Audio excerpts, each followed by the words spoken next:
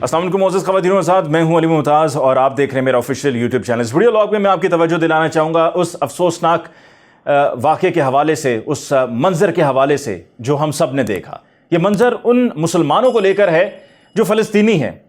جو اپنے حق کے لیے آواز اٹھا رہے ہیں، جن کے پاس کوئی ہتھیار نہیں ہے، جن کے پاس کوئی بندوق نہیں ہے، جن کے پاس کوئی راکٹ لانچر نہیں ہے، جن کے پاس کوئی ہینڈ گرنیڈ نہیں ہے، جن کے پاس کوئی بم نہیں ہے۔ ان کے ہاتھ میں صرف ایک پتھر ہے، اور وہ پتھر بھی اپنے دفاع میں، سیلف ڈیفنس میں وہ استعمال کر رہے ہیں۔ یا اس سے زیادہ اور کیا ہے، ایک ہاتھ میں رومال ہے جو چہرے پہ باندھ لیتے ہیں تاکہ آنسو گیس کی شیلنگ سے اپنے آپ کو بچایا جا سکے، اور دوسری طرف سے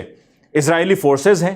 جو ان پر جدید ہتھیار استعمال کرتی چلی آ رہی ہیں، اور ایسا ظلم، ایسی بربریت کہ جس کی دنیا میں کہیں پر مثال نہیں ملتی۔ ایک اسرائیلی فورسز کی بربریت فلسطینی مسلمانوں پر، اور دوسری طرف مقبوضہ وادی میں بھارتی فورسز کی بربریت ان مسلمانوں پر جو نہتے ہیں اور اپنا حق مانگ رہے ہیں۔ یعنی کہ حق کے لیے جہاں کہیں بھی مسلمان آواز اٹھائے گا، اس کی آواز کو دبانے کی کوشش کی جائے گی۔ یہی ہو رہا ہے مقبوضہ وادی میں، یہی ہو رہا ہے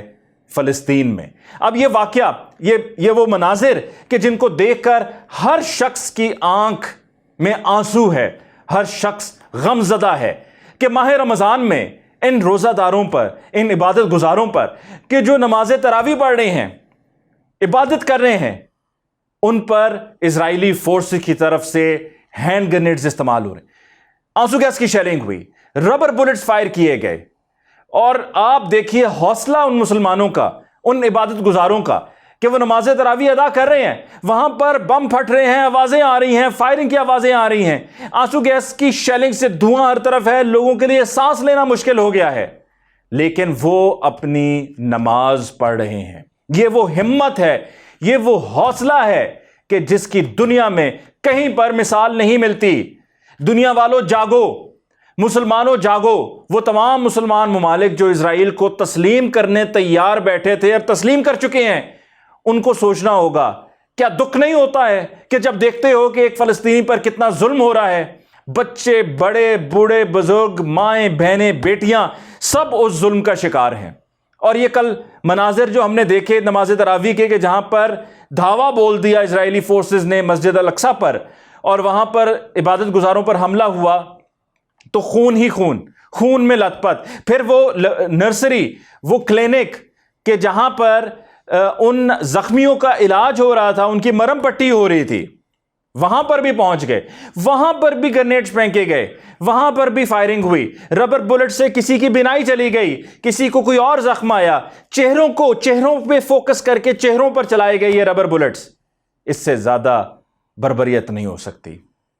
کب اقوام متحدہ اور اقوام متحدہ کی سیکیورٹی کاؤنسل ان باتوں کا نوٹس لے گی؟ کب تک یہ ظلم سہتے رہیں گے؟ جب ظلم سہتے رہیں گے تو پھر رد عمل تو آئے گا، کہ جب دنیا یہ کہتی ہے کہ جی لوگ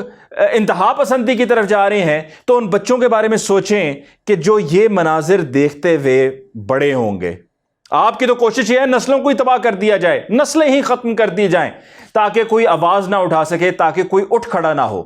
لیکن آپ ان بچوں کے بارے میں سوچیں کہ جو اپنی آنکھوں کے سامنے یہ مناظر دیکھ رہے ہیں اور دنیا خاموش ہے، دنیا خاموش ہے۔ اور میں تو کہتا ہوں کہ کیا بات ہے ان لوگوں کی، ان مسلمانوں کی، ان کے جذبے کی، کہ نماز نہیں چھوڑی انہوں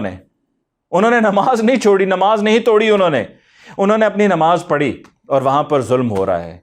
اسلحہ استعمال ہو رہا ہے، جدید اسلحہ استعمال ہو رہا ہے۔ تو امریکہ، برطانیہ، یورپین پارلیمنٹ، جس کو بڑا دکھ ہوتا ہے کہ جب پاکستان میں ہم بات کرتے ہیں اور جب ہم یہاں پر کوئی مطالبہ ہوتا ہے کہ جی فرانسیسی سفیر کو واپس بھیجو، ایک مطالبہ تھا نا، فرانسیسی سفیر کو واپس بھیجو،